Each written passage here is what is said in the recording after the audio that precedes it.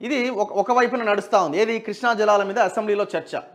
ఇక ఇటు మేడిగడ్డ అటు నల్గొండ జలాలు ప్రాజెక్టుల కేంద్రంగా ఒకే రోజు ఒకే సమయంలో అధికార ప్రతిపక్ష కార్యక్రమాలు.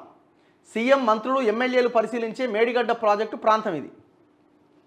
నల్గొండలోని మర్రిగూడ బైపాస్ వద్ద సిద్ధమవుతున్న బీఆర్ఎస్ సభావేదిక. నీటి వివాదం తీవ్రమవుతున్న నేపథ్యంలో మంగళవారం సాయంత్రం అధికార కాంగ్రెస్ విపక్ష బీఆర్ఎస్ నిర్వహిస్తున్న కార్యక్రమాలు సర్వత్రా ఆసక్తిని రేకెత్తిస్తున్నాయి.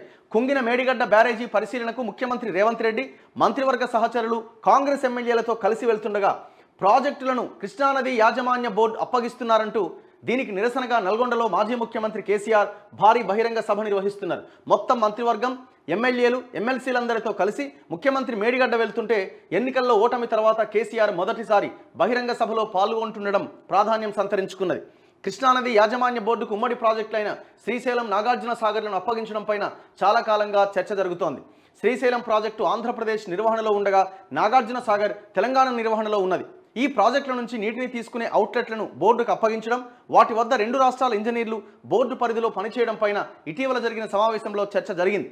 ఈ క్రమంలో ప్రాజెక్టులను బోర్డుకు అప్పగించేందుకు ప్రభుత్వం అంగీకరించిందని, దీనివల్ల రాష్ట్రానికి తీవ్ర అన్యాయం జరుగుతుందని ఇరువురుతో అనుకుంటా ఉన్నారు.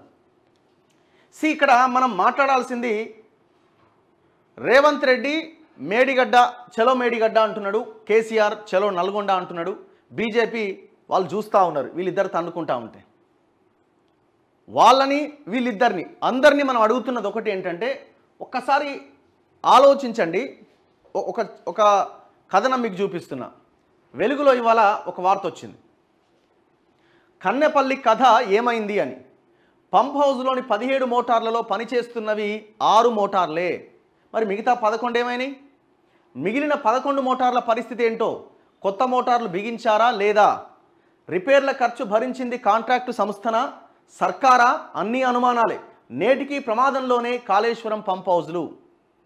ఇది పోయిన సంవత్సరం ఈ కన్నెపల్లి వీడు ఏం చేసిండంటే రకరకాల పేర్లు పెట్టి జనాన్ని నాగం చేసిండు. కన్నెపల్లి పంప్ హౌజ్ అన్నా మేడిగడ్డ పంప్ హౌజ్ అన్నా ఒకటే. ఈ పంప్ హౌజ్లోని మోటార్లు మొత్తం మునిగిపోయినాయి. పంప్ హౌజ్లు మనకు తెలిసిన విషయమే, వరదల కారణంగా. మునగడం ద్వారా వరదలు జనరల్గా వచ్చేవే, కానీ వీళ్ళు ఏం చేశారంటే ఎత్తులో నిర్మించాల్సిన పంప్ హౌజ్లని మొత్తం హైట్ దించేసి ఎక్కడో పెట్టిరు. ఇది నేనంటున్న మాట కాదు. కేసీఆర్తో పాటు 10 సంవత్సరాలుగా ఉన్న సలహాదారుడు పెంటారెడ్డి గారు నా ఇంటర్వ్యూలో చెప్పిన విషయం ఇది. సో ఆయన చాలా ఓపెన్గా ఇది మళ్ళీ వరదలు వచ్చినా మళ్ళీ మునుగుతాయి, దాంట్లో ఎలాంటి డౌట్ లేదని కుండబద్దలు కొట్టిండు. అయితే ఇప్పుడు ఆ 17 మోటార్లు రిపేర్ అయిపోయినాయి, మనకేం సంబంధం?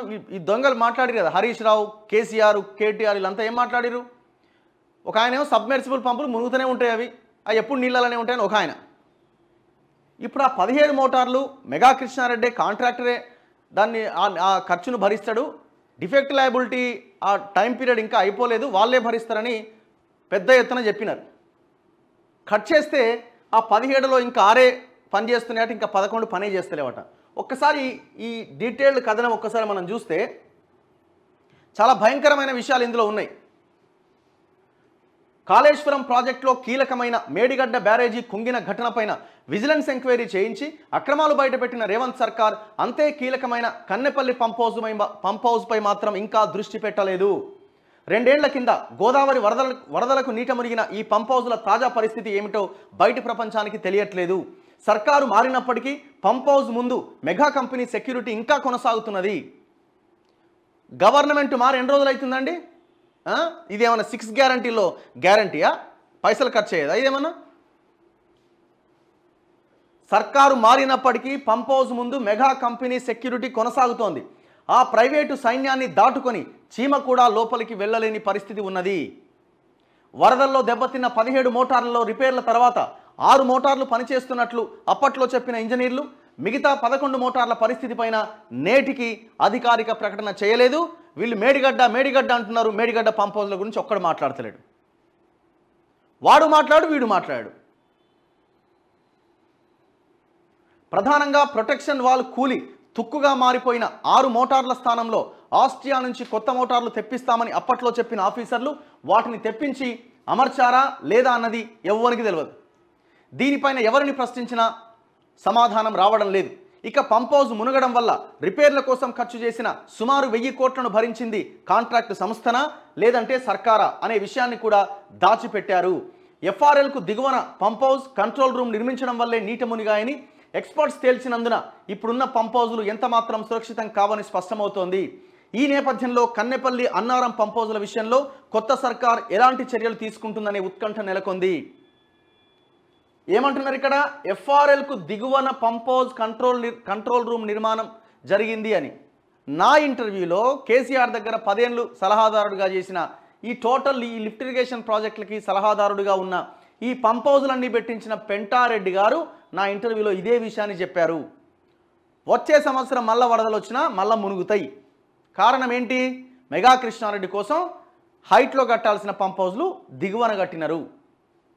నేను చెప్పినా నా మాట పట్టించుకోలే, నా సంతకం ఎక్కడా లేదు అని ఆయన మాట ఆయన చెప్తున్నారు. 11 మోటార్ల పరిస్థితి చెప్పట్లే. ఇక్కడ ఇంకొకటి ఏంది? ఈ 1000 కోట్లు ఎవరు కట్టిండు? ఈ 1000 కోట్లు ఎవరు కట్టినారు? దీనికి క్లారిటీ లేదు ఒకటి.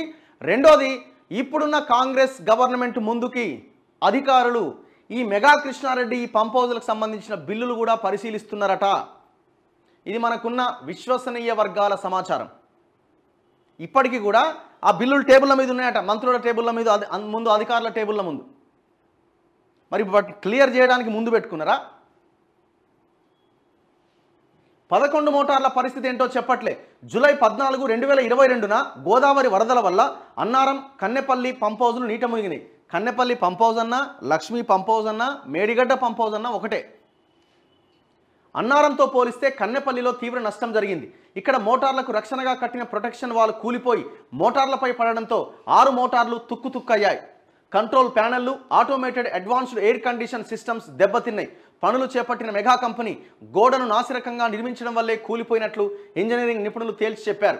ఏడాది ముందే హెడ్ రెగ్యులేటర్ దగ్గర గేట్ల లీకేజీ, కన్నెపల్లి పంప్ హౌజ్ వద్ద ప్రొటెక్షన్ వాల్ స్ట్రాంగ్గా లేదని హయ్యర్ అఫీషియల్స్ హెచ్చరించిన కాంట్రాక్ట్ సంస్థ కానీ రాష్ట్ర సర్కార్ కానీ పట్టించుకోలే. ఫలితంగా భారీ నష్టం జరిగింది. డీ వాటరింగ్ తర్వాత ఇతర రాష్ట్రాల కూలీలతో ప్రొటెక్షన్ వాల్ నిర్మించారు. వివిధ దేశాల నుంచి ఇంజనీర్లను పిలిపించి రిపేర్లు చేయించారనే వార్తలు వచ్చాయి. 6 నెలల తర్వాత 2022 డిసెంబర్లో 6 మోటార్లతో ట్రయల్ రన్ చేశారు. వారం 10 రోజులు వాటర్ లిఫ్ట్ చేసి బంద్ పెట్టారు. మిగతా 11 మోటార్ల పరిస్థితి ఏంటో ఇప్పటి వరకు ఇరిగేషన్ ఇంజనీర్లు ప్రకటించలేదు. ఏడాది కాలంగా కన్నెపల్లి పంప్ హౌజ్ ఒక్క మోటార్ కూడా నడిపించలే. రిపేర్ల ఖర్చు భరించింది ఎవడు? కన్నెపల్లి పంప్ హౌజ్ పునరుద్ధరణ కోసం 1000 కోట్ల దాకా ఖర్చు పెట్టారు. ఖరాబైన 17 మోటార్లలో 11 మోటార్లు రిపేర్ చేసి అమర్చినట్లుగా ఇంజనీర్లు ప్రకటించారు. ప్రొటెక్షన్ వాల్ మీద పడి పనికి రాకుండా పోయిన 6 మోటార్ల కోసం కొత్తగా ఆర్డర్ ఇచ్చామని, ఆస్ట్రియా నుంచి రాగానే బిగిస్తామన్నారు. ఇందుకోసం 400 కోట్లు ఖర్చు పెట్టారు. కొత్త మోటార్ల కొనుగోలుతో పాటు రిపేర్ ఖర్చులన్నింటినీ మెగా కంపెనీయే భరిస్తుందని అప్పటి రాష్ట్ర సర్కారు ప్రకటించింది. కానీ ఇది నాన్ ఈపీసీ వర్క్ కావడం, పంప్ హౌజ్ ప్రారంభించి అప్పటికే 2 ఏళ్లు గడిచిపోవడంతో కాంట్రాక్టు సంస్థకు బదులుగా అప్పటి రాష్ట్ర ప్రభుత్వమే ఖర్చంతా భరించిందని, ఈ విషయంలో అప్పటి సర్కారు పెద్దలు తెలంగాణ ప్రజలను తప్పుదోవ పట్టించారని కొందరు ఇంజనీర్లు లీకులు ఇచ్చారు. ఈ రెండింటిలో ఏది నిజమో ఇప్పటికీ ఎవరూ చెప్పలేదు. కానీ కాంగ్రెస్ అధికారంలోకి వచ్చాక ఇరిగేషన్ బాధ్యతలు చేపట్టిన మంత్రి ఉత్తమ్ కన్నెపల్లి పంప్ హౌజ్ రిపేర్లకు సంబంధించిన బిల్లులు సెక్రటేరియట్లో పెండింగ్లో ఉన్నాయని, వాటిని పరిశీలిస్తున్నామంటూ బాంబు పేల్చిండు. ఎవరు ఈ మాట చెప్పింది? ఇప్పుడున్న మినిస్టర్ ఉత్తమ్ కుమార్ రెడ్డి. ఏం పరిశీలన చేస్తారు మీరు? అంటే ఇద్దామనా ఆపేద్దామనా? అంటే ఆనాడు మనకు చెప్పింది కేసీఆర్, ఈ దొంగలంతా చెప్పింది ఫేక్ న్యూస్ అనమాట. అంటే ఖర్చు ప్రభుత్వమే భరించడానికి వీళ్ళు రెడీ అయిపోయినారనమాట. మెగా కృష్ణారెడ్డి ₹1 ఖర్చు పెట్టడానికి రెడీ కాలే. ఆ తర్వాత ఇందుకు సంబంధించిన ఎలాంటి వార్తలు బయటకు రాలే. మరి ఏమైంది? ఇది కన్నెపల్లిలో తుక్కైన మోటార్లు ఆనాడు. పంప్ హౌజులు ఇంకా ప్రమాదంలోనే. ఇంకా సిగ్గులేదు వీళ్ళట. రిటైర్డ్ ఇంజనీర్లు కేసీఆర్తో పాటు ఉన్న వాళ్ళట రౌండ్ టేబుల్ పెడతారట. రౌండ్ టేబుల్ పెట్టి వీళ్ళట కృష్ణా జలాల మీద మనకు అన్యాయం జరుగుతుందని ఏనాడు మీ ముఖాలేనన్న మాట్లాడినా? ఎఫ్ఆర్ఎల్ ఫుల్ రిజర్వాయర్ లెవెల్ కంటే ఎక్కువ ఎత్తులో కట్టాల్సిన పంప్ హౌజులను తక్కువ ఎత్తులో కట్టడం వల్లే కన్నెపల్లి, అన్నారం పంప్ హౌజులు నీట మునిగాయని బీఆర్ఎస్ ప్రభుత్వ హయాంలో నీటిపారుదల శాఖ సలహాదారుగా పనిచేసిన పెంటారెడ్డి ఇప్పటికే స్పష్టం చేశారు. ఎవరి ఇంటర్వ్యూలో స్పష్టం చేసిరు? మన ఇంటర్వ్యూనే. మన ఇంటర్వ్యూని కోడ్ చేసే ఈ పత్రికలన్నీ మన ఆంధ్రజ్యోతి రాసింది ఇదే లైను. ఇప్పుడు వెలుగు వాళ్ళు రాశారు. మన ఇంటర్వ్యూలోనే చెప్పారు. అన్నారం పంప్ హౌజ్ను 131 మీటర్ల ఎత్తులో కట్టేందుకు అనుమతిస్తే 125 మీటర్ల ఎత్తులో కన్నెపల్లి పంప్ హౌస్ను 126 మీటర్ల ఎత్తులో కట్టడానికి అనుమతిస్తే 120 మీటర్ల ఎత్తులో కట్టారని, దీనివల్ల ఈ 2 పంప్ హౌస్లు ఇప్పటికే ప్రమాదంలో ఉన్నాయన్నారు. గోదావరికి మళ్లీ భారీ వరదలు వస్తే మరోసారి నీట మునిగి వేల కోట్ల నష్టం వాటిల్లుతుందని ఆయన హెచ్చరించారు. ఈ నేపథ్యంలో ఈ 2 పంప్ హౌస్లను ఇప్పుడున్న ప్లేస్ నుంచి పైకి షిఫ్ట్ చేయడమే మేలని ఇంజనీరింగ్ ఎక్స్పర్ట్స్ సూచిస్తున్నారు. ఇటీవల మేడిగడ్డ బ్యారేజీపై విజిలెన్స్ ఎంక్వైరీ చేయించిన కాంగ్రెస్ సర్కార్ కన్నెపల్లి పంప్ హౌస్ పైన ఎంక్వైరీ చేయించి అవసరమైన చర్యలు చేపట్టాలని, అంతకన్నా ముందు పంప్ హౌస్ తాజా పరిస్థితిని తెలంగాణ ప్రజలకు వివరించాలని కోరుతున్నారు. ఆల్ పొలిటికల్ లీడర్లు ఈ గవర్నమెంట్లో ఉన్న వాళ్ళు, అక్కడ అపోజిషన్లో ఉన్న వాళ్ళంతా దొంగలు తయారయ్యారు. నేను ఎందుకు చెప్తున్నా అంటే, చలో నల్గొండ అంటున్న కేసీఆర్, హరీష్ రావు మీ బ్యాచ్, చలో మేడిగడ్డ అంటున్న రేవంత్ రెడ్డి, ఉత్తమ్ కుమార్ రెడ్డి ఈ బ్యాచ్. మీరు కన్నెపల్లి పంప్ హౌస్ చూపించాలి మాకు. తెలంగాణ ప్రజలకి ఇప్పుడు జర్నలిస్టులను బస్సులలో తీసుకుపోతున్నారట కదా ఇప్పుడున్న గవర్నమెంట్. మీరు మేడిగడ్డను చూపించే ముందు కన్నెపల్లి పంప్ హౌస్ను చూపించాలి. ఎన్నిసార్లు చూపిస్తారు మేడిగడ్డ? ఫోటోలు వచ్చినాయి, విజిలెన్స్ ఎంక్వైరీలో మీరు ఆ నివేదికలో ఫోటోలు పెట్టినారు, డ్యామ్ సేఫ్టీ అధికారులు ఫోటోలు రిలీజ్ చేసినారు. ఎన్ని ఫోటోలు ఎన్నిసార్లు చూస్తాం మేడిగడ్డ?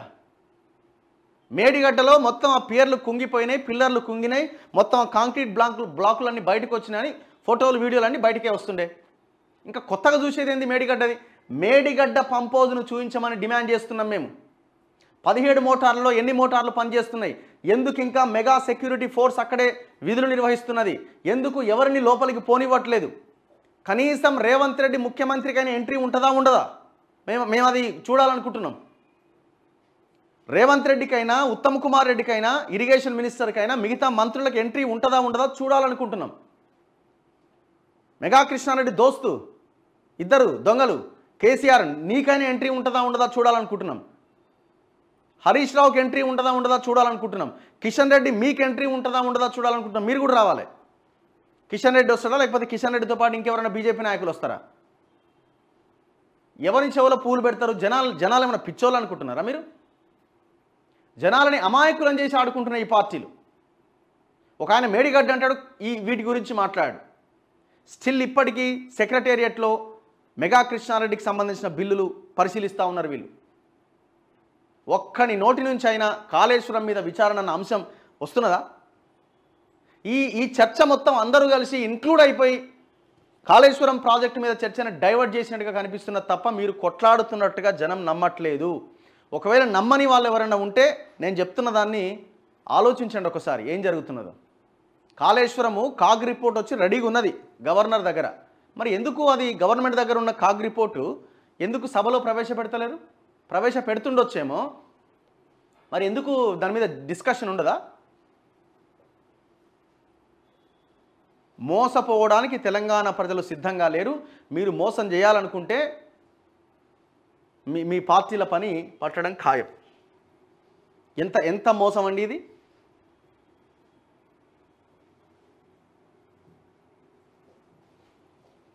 సో అందుకే ఈ నల్గొండ, ఈ మేడిగడ్డ, ఈ డ్రామా బంద్ చేయరు ఇక.